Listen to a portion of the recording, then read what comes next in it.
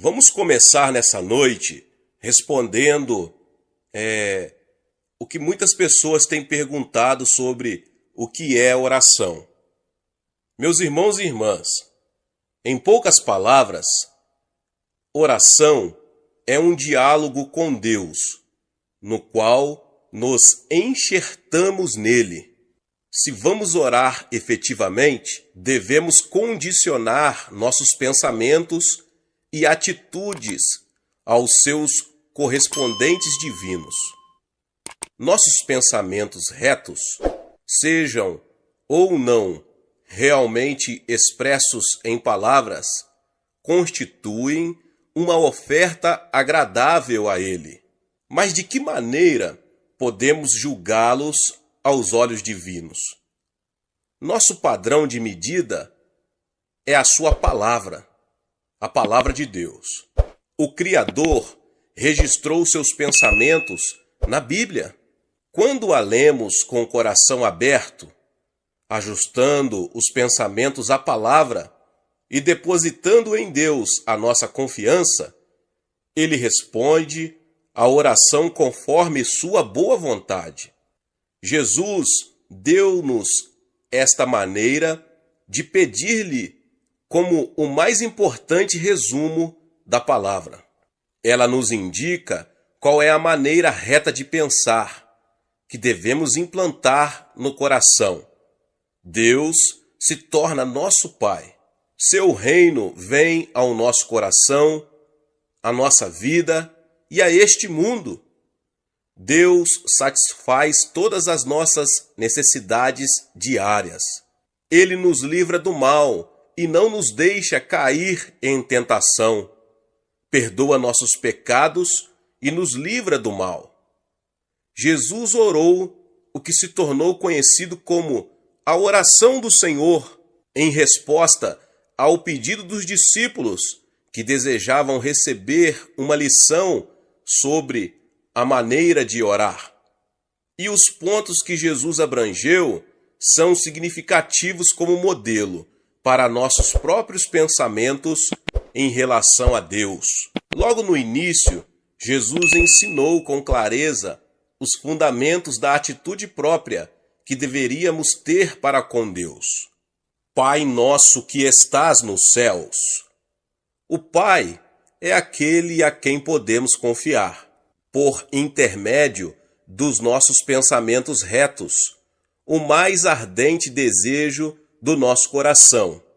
Somente Ele pode ouvir a nossa oração e dar-lhe resposta. Deus está à espera de que tenhamos os seus próprios pensamentos. Vejamos o que a palavra diz a respeito de nosso Pai que estás nos céus.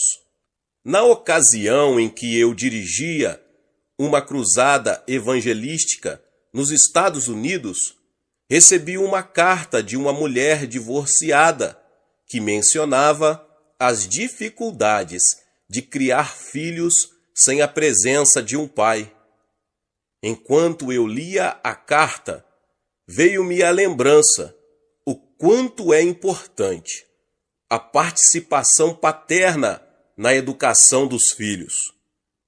Ao ensinar, Jesus se referia a Deus como Pai, tendo feito isso 17 vezes só no Sermão do Monte. Por que é que Jesus nos ordenou chamar ao Senhor de Pai? Como é que Deus se tornou nosso Pai?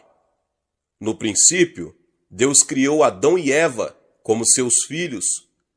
Ele os criou segundo sua própria imagem e soprou neles o fôlego de vida, ou o Espírito. Por causa de sua imagem e Espírito divinos, os pensamentos e o caráter de Adão e Eva eram exatamente iguais aos do Criador. Como um pai sabia o que se passava na mente do filho, e o filho sabia o que se passava na mente do pai. Assim o Senhor sabia o que estava na mente de Adão e Eva, e ambos sabiam o que ia na mente dele. Referindo-se a seus filhos e filhas, Deus disse: a todos os que são chamados pelo meu nome, criei para minha glória. Isaías 43:7. Quando os filhos se comportam, os pais recebem honra, mas quando agem de maneira vergonhosa, os pais recebem desonra.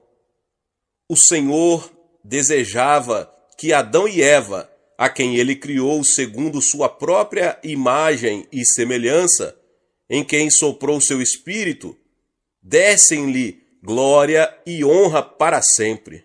Mas Adão e Eva recusaram-se a permanecer filhos de Deus. De livre e espontânea vontade se tornaram sujeitos a Satanás. Foi de imediato pronunciada uma maldição, e seus espíritos morreram. Em Ezequiel 18:4, Deus disse: pois todas as almas são minhas, como a alma do Pai, também a alma do Filho é minha. A alma que pecar, essa morrerá. Adão e Eva, cujos espíritos haviam morrido por causa do pecado, já não podiam dialogar com o Criador, nem agradar-lhe, nem glorificá-lo. A imagem divina não mais se encontrava na humanidade decaída. Mas Deus não desistiu por seu amor.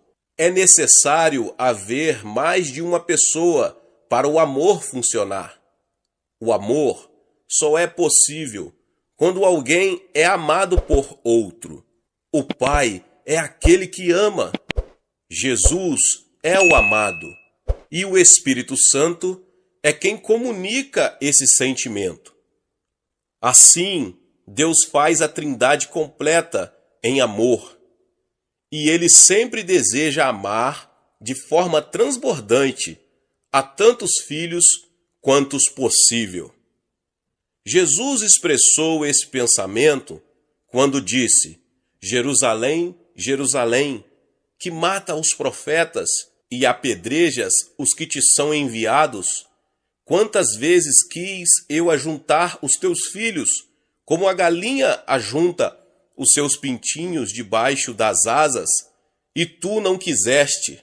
Mateus 23:37.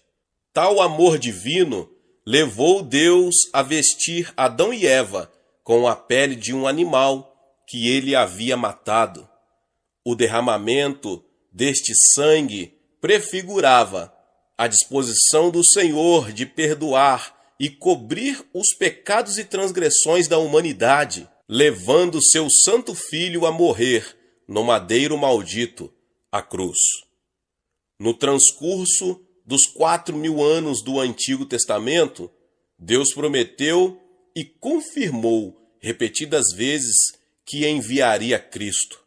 Desde a queda de Adão, nenhum ser humano poderia aparecer perante o Senhor na condição de justo.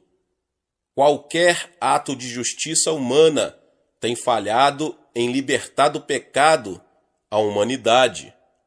Porém, devido ao ardente amor de Deus de fazer-nos de novo seus filhos e tornar-se nosso Pai, Ele enviou seu Filho a este mundo para morrer como o eterno Cordeiro de expiação. Uma vez que o espírito da raça humana estava morto por causa da queda, a humanidade não passava de pó. Mas Jesus voluntariamente morreu para cumprir o amor divino e comunicar a pré-ordenada graça de Deus. Qual foi a vontade divina que Jesus cumpriu ao morrer, preferindo sua última palavra? Está consumado. João 19:30. O próprio Jesus respondeu à pergunta: pois a vontade de meu Pai é que todo aquele que vê o Filho e nele crê tenha a vida eterna, e eu o ressuscitarei no último dia. João 6:40. Que é, pois, a vida eterna? É a vida eterna que Deus dá. Foi a vida que Adão e Eva receberam do Criador antes de caírem no pecado. Na noite anterior a seu julgamento e morte, Jesus disse: Ora, a vida eterna é esta, que conheçam a ti, o único Deus verdadeiro, e a Jesus Cristo, a quem enviaste. João 17:3. Quando cremos em Jesus como Messias ou nosso Salvador, temos a vida eterna. Tendo a vida eterna, a saber, a vida do Pai, por via do novo nascimento da água e do Espírito, chegamos a conhecer a Deus. Nosso espírito é vivificado. Ao recebermos a vida eterna, recebemos o Espírito de adoção, pelo qual chamamos Deus de Abba Pai. Nesse momento, o mesmo Espírito testifica com o nosso espírito que somos filhos de Deus, Romanos 8,16, porque o Senhor também nos selou e deu o penhor do Espírito em nossos corações, 2 Coríntios 1,22. Com grande eloquência, o apóstolo Paulo escreveu a respeito da vontade de Deus de fazer-nos seus filhos. Bendito seja o Deus e Pai de nosso Senhor Jesus Cristo, o qual nos abençoou com todas as bênçãos espirituais nas regiões celestiais em Cristo, e em amor nos predestinou para sermos filhos de adoção por meio de Jesus Cristo, para si mesmo, segundo o beneplácito da sua vontade, para louvor e glória da sua graça, a qual nos deu gratuitamente no amado. Efésios 1, 3, 5 e 6. Pela fé em Jesus, por meio do qual nosso espírito é vivificado, tornamo-nos filhos de Deus. Quando comemos a carne dilacerada de Jesus e bebemos seu sangue derramado por nós, temos vida eterna. Jesus se fez nossa justiça, e todo aquele que confia nele pode com intrepidez apresentar-se perante ele. Em virtude de seu amor, Deus nos fez seus filhos e pagou o preço por esse ato.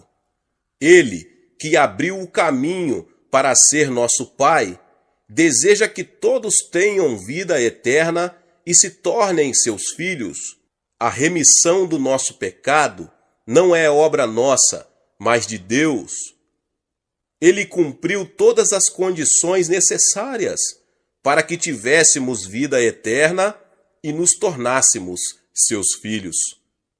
Tudo o que nos cabe fazer é crer incondicionalmente, confessar com nossa boca que Jesus é o Filho de Deus e que nossos pecados são perdoados por sua crucificação.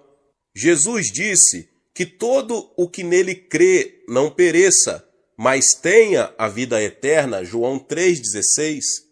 Ele disse também: todos quantos o receberam, deu-lhes o poder de serem feitos filhos de Deus, a saber, aos que crerem no seu nome, os quais não nasceram do sangue, nem da vontade da carne, nem da vontade do homem, mas de Deus. João 1, 12 e 13. Foi o Senhor mesmo que quis tornar os crentes seus filhos desta maneira. Ele tinha um grande plano para fazer-nos seus filhos. Deu-nos condições de chamá-lo de Pai, mediante o envio de seu Filho unigênito a este mundo para morrer. Ele também nos concedeu a intrepidez de chamá-lo de Pai, ao nos enviar o Espírito de adoção. Desse modo, nos tornamos seus filhos pela segunda vez.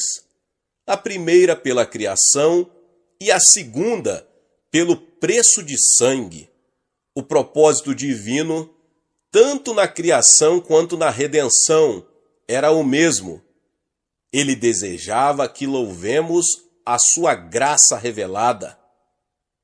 E, enquanto assim fazemos, nada há que nos separe do amor de Cristo, como este declarou: Eu lhes dou a vida eterna, jamais perecerão, eternamente, e ninguém os arrebatará da minha mão. Aquilo que o Pai me deu é maior do que tudo, e da mão do Pai ninguém pode arrebatar. Nosso relacionamento com Deus, como seus filhos por meio do sangue de Jesus, é um vínculo espiritual de sangue. Ninguém pode cortar esse vínculo, nem neste mundo, nem no vindouro.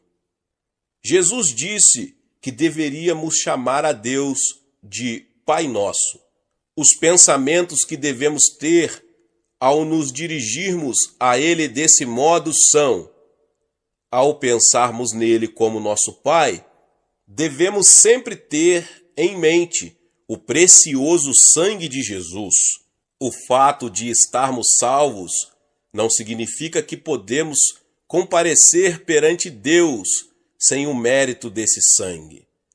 O cântico com o qual louvaremos ao Senhor para sempre relaciona-se com o poder do sangue. A visão que o apóstolo João teve na ilha de Patmos incluía aos santos redimidos no céu, louvando a Jesus, o Cordeiro. Digno és de tomar o livro e de abrir-lhe os selos, porque foste morto, e com o teu sangue compraste para Deus os que procedem de toda a tribo, língua, povo e nação, e para o nosso Deus o constituíste reino e sacerdotes, e reinarão sobre a terra. Apocalipse 5, 9 e 10.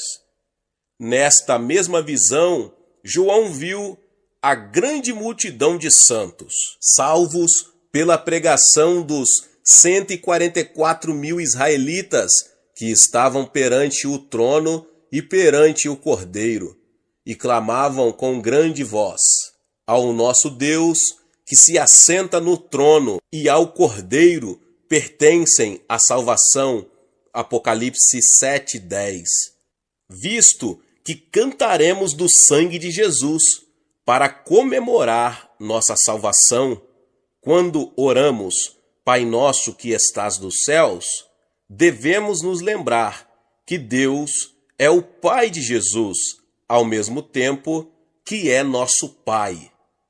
Quando pela primeira vez Jesus apresentou seu corpo ressuscitado a Maria Madalena, depois de haver cumprido a vontade de Deus para nos fazer seus filhos mediante a morte na cruz, ele disse: vai ter com os meus irmãos e dize-lhes: subo para meu Pai e vosso Pai, para meu Deus e vosso Deus. João 20, 17. Sem hesitação, Jesus chamou os discípulos de irmãos. Seu Pai tornou-se o Pai dos discípulos. Seu Deus tornou-se o Deus dos discípulos. Não podíamos chamar a Deus de nosso Pai, até que Jesus nos deu o privilégio. Quando chamamos Deus de nosso Pai, podemos nos lembrar também de que Ele é o Pai de todos os crentes, unidos pela presença de Jesus em seu coração. Todo aquele que adora a Deus, louva a Deus, crê em Jesus como o Salvador e reconhece e recebe de bom grado o Espírito Santo como o Consolador, não deixa de ser um irmão e uma irmã em Jesus. Somos os materiais da construção do templo espiritual que Deus habita. Jesus disse: porque onde estiverem 2 ou 3 reunidos em meu nome, ali estou eu no meio deles. Mateus 18, 20. Deus habita em nós por meio do Espírito Santo, que nos faz seu templo. Em sua carta aos Efésios, Paulo disse, no qual Jesus, todo o edifício, bem ajustado, cresce para santuário dedicado ao Senhor, no qual também vós justamente estáis sendo edificados para a habitação de Deus no Espírito. Efésios 2, 21 e 22. Nossos irmãos e irmãs no Senhor deviam unir-se na edificação da casa de Deus sobre o fundamento da vida, morte e ressurreição de Cristo, conservando-o limpo, de modo que o Espírito Santo possa nele habitar. Ao chamarmos a Deus de Pai Nosso, deveríamos também pensar em nossos vizinhos incrédulos, que precisam ouvir nosso testemunho. É da vontade divina que todo aquele que ouve o Evangelho creia no Evangelho, e todo aquele que crê no Evangelho terá a vida eterna. Deus não estabelece nenhuma outra condição. Ele fala claramente, o Espírito e a noiva dizem, vem. Aquele que ouve, diga, vem. Aquele que tem sede, venha. E quem quiser, receba de graça a água da vida. Apocalipse 22, 17. Antes de subir ao céu, disse Jesus aos discípulos, mas recebereis poder, ao descer sobre vós o Espírito Santo, e sereis minhas testemunhas, tanto em Jerusalém, como em toda a Judéia e Samaria, e até aos confins da terra. Atos 1:8. Deus, ao desejar que todas as pessoas se tornem seus filhos, nos dá poder para anunciar as boas novas.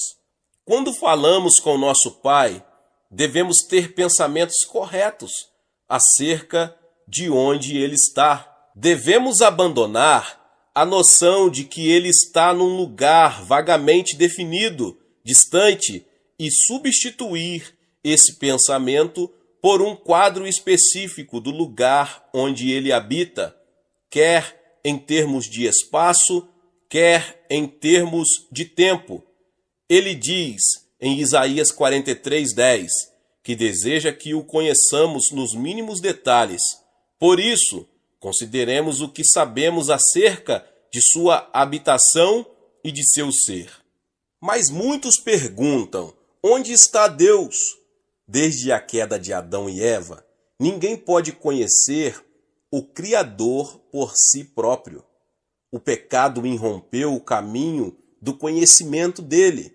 A não ser que Deus se manifeste hoje, ninguém pode conhecê-lo.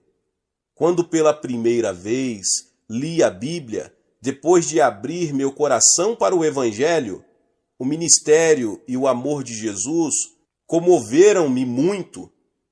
Um problema, porém, me aborrecia. Segundo minha maneira de ver, os milagres de Jesus aconteceram há 2000 anos na Judéia. Eles nada tinham a ver comigo, vivendo agora no extremo Oriente. A Bíblia que eu lia não passava para mim de um livro de acontecimentos históricos. Que ligação tinha eu com a obra de 2000 anos dirigida aos judeus? Pergunta após pergunta surgiam e me confundiam, mas eu continuava lendo, com o intuito de encontrar uma resposta que afastasse as minhas dúvidas. Eu até entretinha conversas imaginárias com os grandes personagens que haviam visto Deus. Talvez isto me desse mais discernimento, raciocinava eu. Primeiro busquei Adão, o genitor da raça humana. Pai Adão, perguntei, onde encontraste Deus? Adão respondeu, tu podes encontrá-lo no jardim do Éden. Eu sempre conversava com ele ali na virada do dia, mas não foste expulso daquele lugar? E não é verdade que ninguém pode entrar ali? Quando fiz esta pergunta, Adão apenas permaneceu em pé em silêncio e curvou a cabeça, incapaz de encontrar uma resposta satisfatória. Fui procurar Abraão, o pai dos crentes. Abraão, considerando que sempre andaste com Deus, podes dizer-me onde ele está? Toda vez que eu desejava encontrar-me com o Senhor, eu erigia um altar, oferecia um sacrifício de animal e aguardava. Algumas vezes ele se manifestava prontamente, mas outras não o fazia com tanta prontidão. Somente junto ao altar eu o encontrava. Não sei onde ele está agora. Então me dirigi a Moisés, o grande servo do Senhor, que obedeceu a Deus e livrou os israelitas do Egito. Moisés, não te encontraste com o Altíssimo numa chama de fogo, num arbusto, no monte Horebe? E também não encontraste com ele no alto do monte Sinai? Certamente podes dizer-me onde ele está. Deus habitava no tabernáculo que havíamos construído. Eu sempre o encontrava diante do propiciatório no tabernáculo, mas não sei onde ele está agora. Ainda insatisfeito, fui ao rei Salomão. Rei Salomão, tu construíste o templo onde o Senhor habitaria. Nesse caso, pode dizer-me onde ele está agora? Claro que Deus habitava no templo que construí. As pessoas sempre iam orar ali e recebiam respostas, mesmo quando se encontravam em país estranho. Elas recebiam respostas se orarem com o rosto voltado para o templo. Ó rei, mas o templo não caiu há 2.600 anos durante a invasão da Síria e da Babilônia? Incapaz de receber uma resposta definida do rei Salomão também, procurei João Batista. João, onde está o Deus que você encontrou? Eis o Cordeiro de Deus, que tira o pecado do mundo. Respondeu ele. Deus está em Jesus. Sentindo o coração agitar-se, comecei a leitura dos evangelhos de Mateus a Marcos, de Lucas a João. Então me ajoelhei humildemente perante Jesus e pedi, Jesus, faze-me saber onde Deus está agora. Com a ajuda do Espírito Santo, li a passagem que foi escrita como uma resposta àquela pergunta. Respondeu-lhe Jesus, eu sou o caminho e a verdade e a vida. Ninguém vem ao Pai senão por mim. Se vós me tivesseis conhecido, conheceríeis também a meu Pai. Desde agora o conheceis e tendes visto. Respondeu-lhe Filipe, Senhor, mostra-nos o Pai, e isso nos basta. Disse-lhe Jesus, Filipe, há tanto tempo estou convosco, e não me tens conhecido? Quem me vê a mim, vê o Pai. Como dizes tu, mostra-nos o Pai? Não crês que eu estou no Pai e que o Pai está em mim? As palavras que eu vos digo, não as digo por mim mesmo, mas o Pai que permanece em mim faz as suas obras. Crede-me que estou no Pai, e o Pai em mim. Crede ao menos por causa das mesmas obras. João 14, 6 ao 11.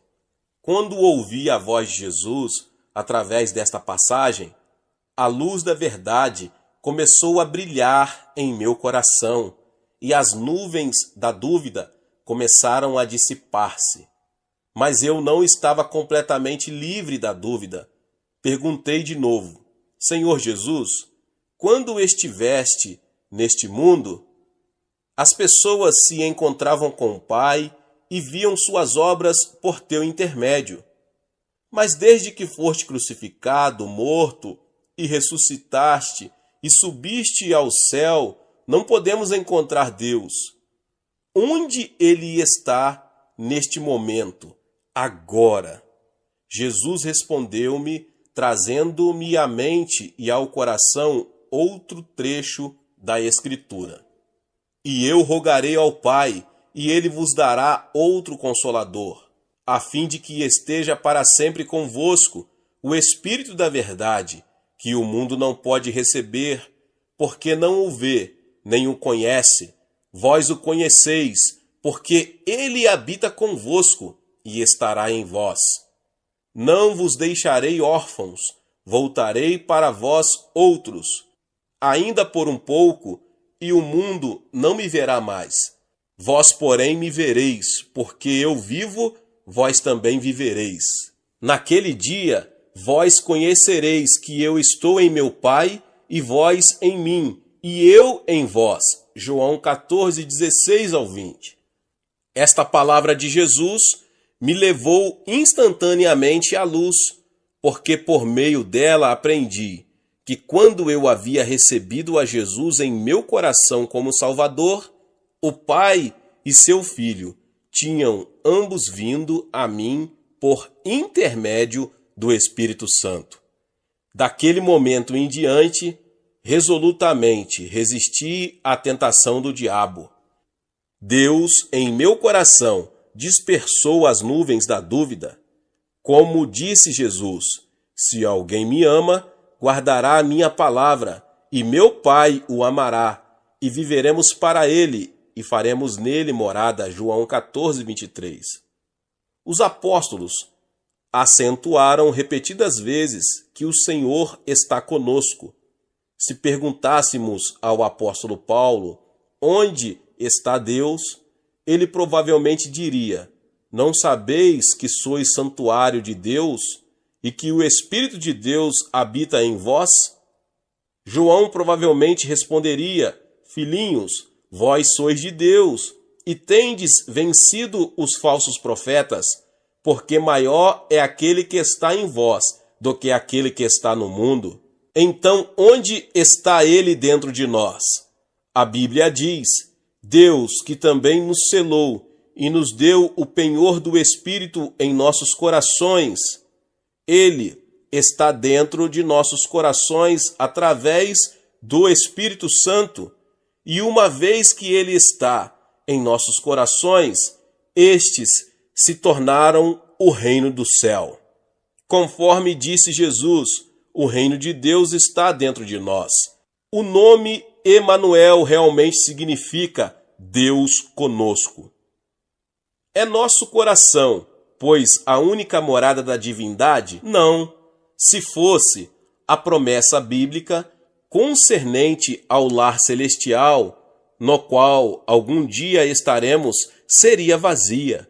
Jesus certamente disse: vou preparar-vos lugar, e quando eu for e vos preparar lugar, voltarei e vos receberei para mim mesmo, para que onde eu estou, estejai vós também.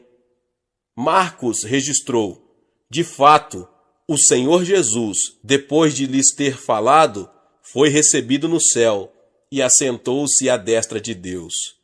O escritor da carta aos Hebreus também contemplou Jesus, que está assentado à destra do trono de Deus. Além disso, o apóstolo João descreveu com detalhes a morada do Altíssimo ao registrar sua visão. Seu propósito era mostrar que Deus finalmente revelará seu reino eterno no lugar chamado céu, no momento oculto a nós. Ele nos levará para lá a fim de vivermos para sempre com ele. Porque, pois, Deus veio a esta terra e porque está habitando em nosso coração. Visto que o Senhor é justo e santo, nenhum membro injusto da raça humana decaída poderia comparecer diante dele. Ninguém poderia conhecer nada a respeito dele, uma vez que o espírito da raça humana morreu quando Adão caiu. Até mesmo o mais erudito hoje é como um cego quando se trata do conhecimento da divindade. A não ser que Deus nos permita conhecê-lo, o olho não pode ver, nem pode o ouvido ouvir, nem entrará no coração do homem as coisas que o Pai preparou para os que o amam.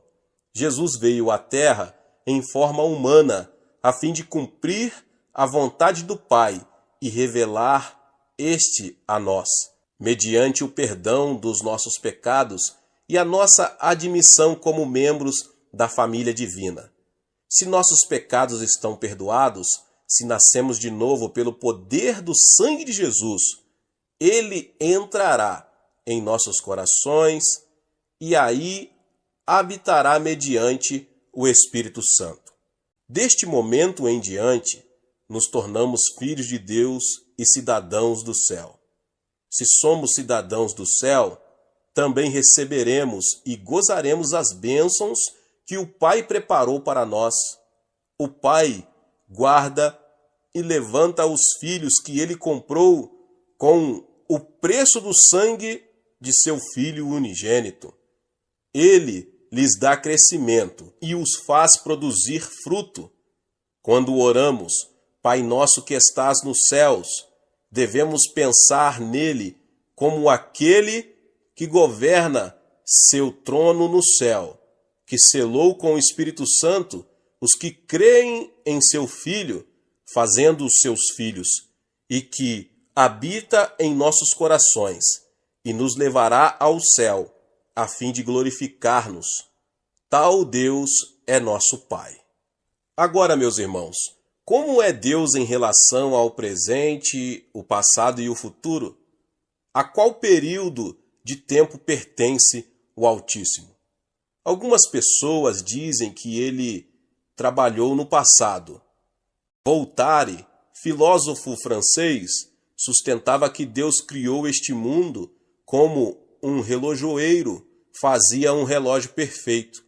Contudo, ele nada faz no momento porque tudo funciona bem de acordo com as leis que ele estabeleceu.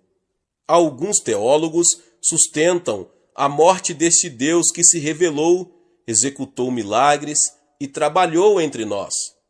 Afirmam que este mundo será um lugar melhor de se viver se usarmos apenas a sabedoria humana e o sistema social inventado pelo homem. Examinemos à luz da Bíblia como a afirmação deles é falsa e maligna. Disse Deus ainda a Moisés: assim dirás aos filhos de Israel: o Senhor, o Deus de vossos pais, o Deus de Abraão, o Deus de Isaque e o Deus de Jacó, me enviou a vós outros. Este é o meu nome eternamente, e assim serei lembrado de geração em geração. Êxodo 3:15. Esta passagem mostra que o Deus de Abraão era o mesmo Deus de Isaque e de Jacó. Ele também se tornou, no tempo do Êxodo, o Deus de Moisés e o Deus do povo de Israel. Disse ele: porque eu, o Senhor, não mudo, por isso vós, ó filhos de Judá, não sois consumidos. Malaquias 3:6.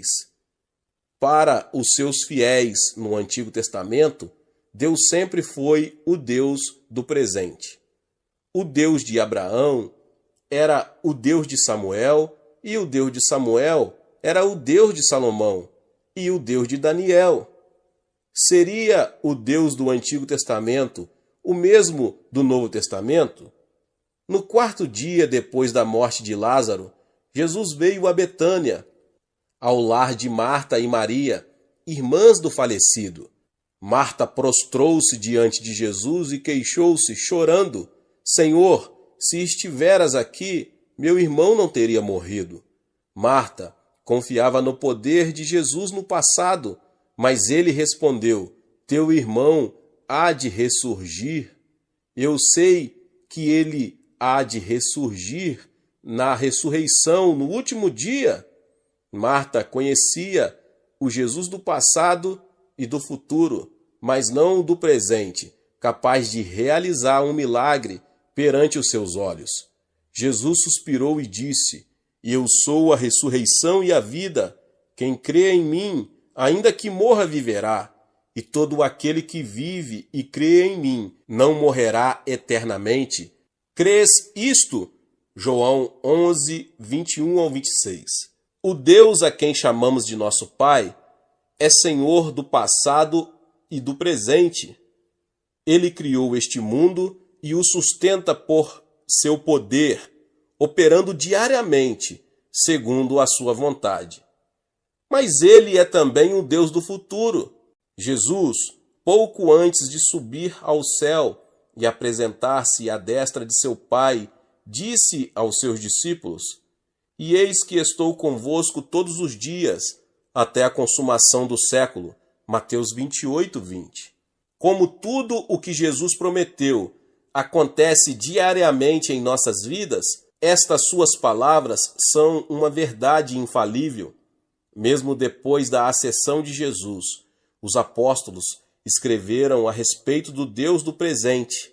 Ora, aquele que é poderoso para fazer infinitamente mais do que tudo quanto pedimos ou pensamos, conforme o seu poder que opera em nós.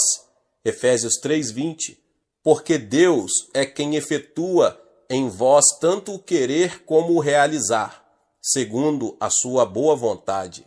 Jesus Cristo ontem e hoje é o mesmo e o será para sempre. Além disso, da era apostólica aos dias atuais, milhões de nossos antepassados na fé caminharam com o Deus do presente, até que foram chamados ao céu. Nosso Pai é o Deus vivo, que é o mesmo ontem e para sempre. Deus te abençoe, você que chegou até aqui. Se você ainda não é inscrito no canal, se inscreva aqui no canal Vinícius Siqueira e ative o sininho das notificações. Todos os dias são postados vídeos abençoados aqui no canal para te abençoar. Deixe também o seu like e não se esqueça de compartilhar esta palavra com mais pessoas. Nos vemos nos próximos vídeos. Amém.